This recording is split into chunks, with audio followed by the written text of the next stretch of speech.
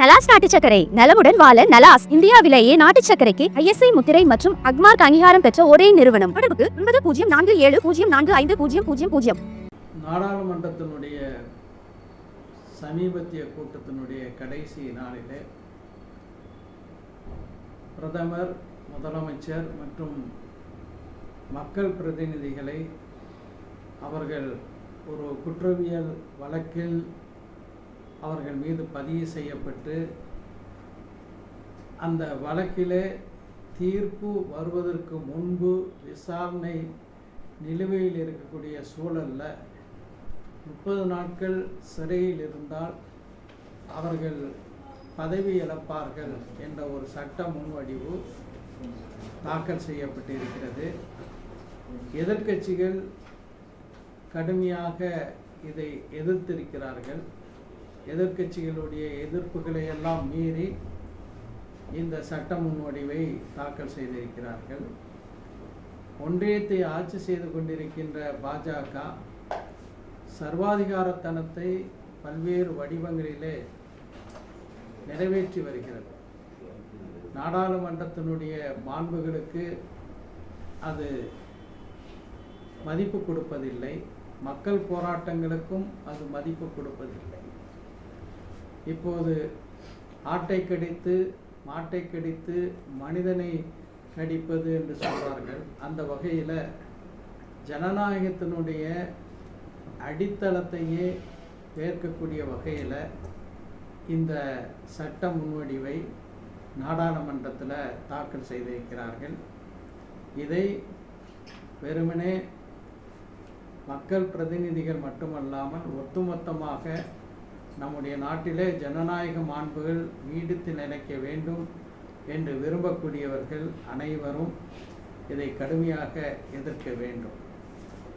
தேர்தல் ஆணையம் தற்போது பீகார் மாநிலத்தில் சிறப்பு தீவிர வாக்காளர் பட்டியல் திருத்த நடவடிக்கையை மேற்கொண்டிருக்கின்றது.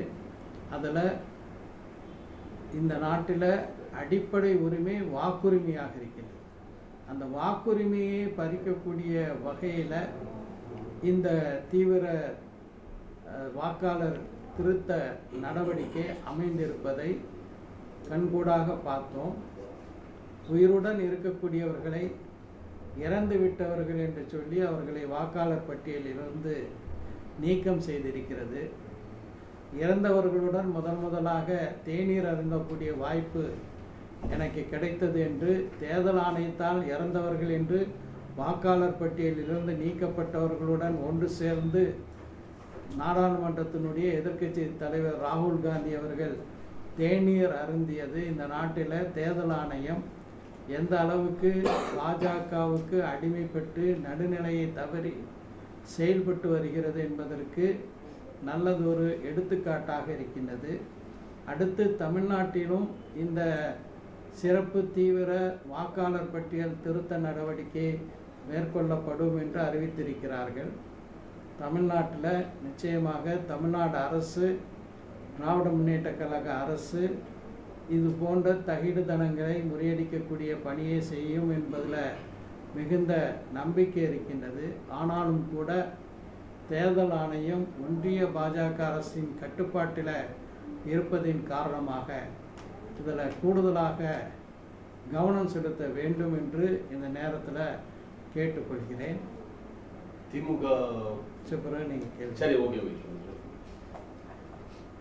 நாய் தொல்லை மிகப்பெரிய அளவில் நாடு முழுவதும் இருந்து வரக்கூடிய ஒரு சூழலில் அது குறித்து உச்சநீதிமன்றம் ஒரு தெளிவான வழிகாட்டலை வழங்கியிருக்கிறது.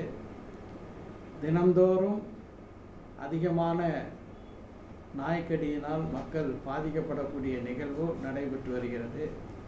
இந்தியாவிலேயே 2வதாக இந்த நாய்க்கடியில் பாதிக்கப்படக்கூடிய மக்கள் தமிழ்நாட்டில் வாழக்கூடிய ஒரு சூழலில் உச்சநீதிமன்றத்தினுடைய வழிகாட்டுதலினுடைய அடிப்படையில் தெருநாய்க்களை கட்டுப்படுத்தக்கூடிய ஒரு நடவடிக்கையை தமிழ்நாடு அரசு எடுக்க வேண்டும் என்று கேட்டுக்கொள்கிறேன். எந்த அளவுக்கு ஒரு பொலிட்டிக்கலி இம்மெச்சூர், அதாவது அரசியல் ரீதியாக முதிர்ச்சி அடையாத ஒரு கருத்தில் அவர் இருக்கிறார் என்பதற்கு இந்த பேச்சே ஒரு ஆதாரமாக இருக்கிறது. திராவிட முன்னேற்ற கழகத்தில் இருக்கக்கூடிய ஒவ்வொரு கூட்டணி கட்சியும், அது காங்கிரஸ் கட்சியாக இருந்தாலும் சரி, இடதுசாரி கட்சிகளாக இருந்தாலும் சரி, விடுதலை சிறுத்தைகள் கட்சியாக இருந்தாலும் சரி, மதிமுகவாக இருந்தாலும் சரி, மனிதநேய மக்கள் கட்சியாக இருந்தாலும் சரி, அல்லது கொங்கு நாடு மக்கள் கட்சியாக இருந்தாலும் சரி, அல்லது தமிழக வாழ்வுரிமை கட்சியாக இருந்தாலும் சரி, இந்த அனைத்து கட்சிகளும் தமிழ்நாடு முழுவதும் பரவலாக மக்கள் ஆதரவை பெற்று அந்த ஆதரவின் காரணமாக சட்டமன்ற உறுப்பினர்களை கொண்டிருக்கக்கூடிய கட்சி மட்டுமல்லாமல் இந்த அத்துணை கட்சிகளும் மாநகராட்சிகள், நகராட்சிகள், பேரூராட்சிகள், ஊராட்சிகளில் மக்கள் பிரதிநிதிகளை கொண்ட கட்சிகளாக இருக்கின்றது. எனவே மக்களுடைய பெரும் ஆதரவு கொண்ட ஒரு கூட்டணி தான் திராவிட முன்னேற்ற கழகத்தினுடைய கூட்டணி. அந்த கூட்டணியில் இடம்பெற்றிருக்கக்கூடிய அனைத்து கட்சிகளும் மக்கள் ஆதரவை பெற்ற கட்சிகள்.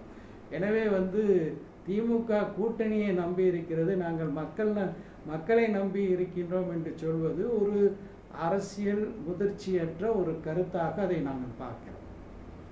அவர் பாஜகவை பற்றி சொன்ன கருத்துக்கள் எல்லாம் வரவேற்கத்தக்க கருத்துக்கள் தான்.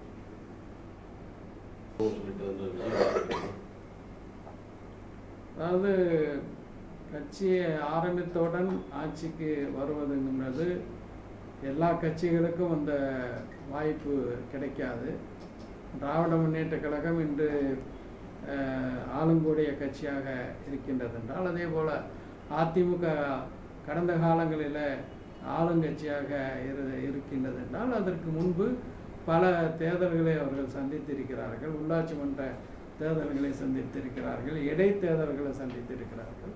அதிலெல்லாம் வெற்றி பெற்று தான் ஆளுங்கட்சியாக வரக்கூடிய ஒரு நிலைக்கு உயர்ந்திருக்கிறார்கள் என்பதும், இதுவும் ஒரு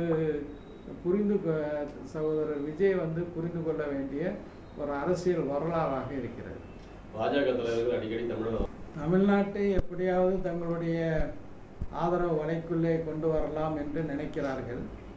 பீகாரில் செய்தது போன்று அல்லது மகாராஷ்டிர மாநிலத்தில் செய்தது போன்று வாக்காளர் பட்டியலில் பெருமளவுக்கு தில்லுமுள்ளு செய்தால் ஒழிய தமிழ்நாட்டில் பாஜக கால் பதிய முடியாது. எனவே தான் தமிழ்நாடு ஒட்டுமொத்தமாக தேர்தல் ஆணையத்தினுடைய இந்த சிறப்பு தீவிர வாக்காளர் பட்டியல் திருத்த நடவடிக்கையை கடுமையாக எதிர்க்க வேண்டும். விழிப்புணர்வுடனும் கண்காணிப்புடனும் அனைத்து அரசியல் கட்சிகளும் செயல்பட வேண்டும்.